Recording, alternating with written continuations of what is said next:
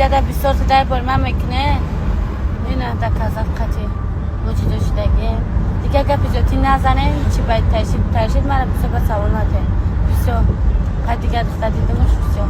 تمام همه چیز قصه ما با آخر هستید گپی زیادی نزنه مرا میکنم مردک هستد که جان تا در جانش بمانه این خلکو براشون بای کار کنی این مردک بسیار اونا خیانت میکنه این مردک های ما یگان وقت ایامو سمبوسه سری نکردنده اگر جان تا در جانش بمانی همتری خوکای پاشم بچه کنی کو این مردک هیده خیانت میکنه مردک یگان چی با باور نیست باور که زن و کودک دارم با میرم با جای میکنم نکنه نوخی همی رست که همتا قنچقگری تون میفورم برین قنچقگری کنه نگیرین زن در پتر کنه و دخل زندگی من دادم دل من دادم ما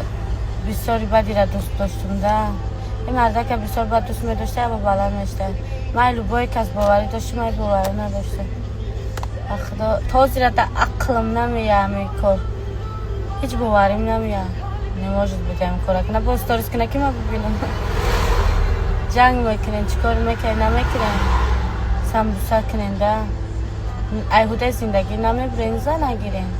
همین مردک به خدا که هرچند زن کوشش میکرده اینه که خیانت میکرده به خدا لوبای تد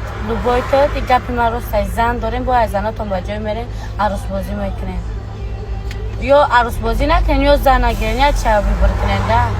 به خدا لوبای تد در گپم جواب میتم زن دارین عروس بازی میکنین برای همه شما مردکا به خوبی را نیستین حق تونه هم تری ویلتون کنم بروم همه گفتن روزش میشون ایترا خیانت میکنم میگفتم برین دف شیره اینجا ای گپ نگه ای تری بچه نیستن بچه در عقلم نمیویا ای رنگ دل بیا باشیدم باور که ای فکر نیم بچه دیوانه شیدم با خدا عقلم در نمیه همی کار کدگی باشه ما با خدا کامی میگفت که اولی همی ترا خیانت میکنه من میگفتم نمیکنه با خدا او قدختری دایدو ما بودم او خیلی میخوردگی میگشتگی بودم ما هم بچه نگفتم صبر کردم باور که عقلم باور نمیکنم با خدا تازی عقلم در نمیه همی کار کدگی باشه و دیگه با خدا سوالای چرت و پرت مونده تاریکو وقت نیست من دکم تاثیر داره همین دیگه گفت کنم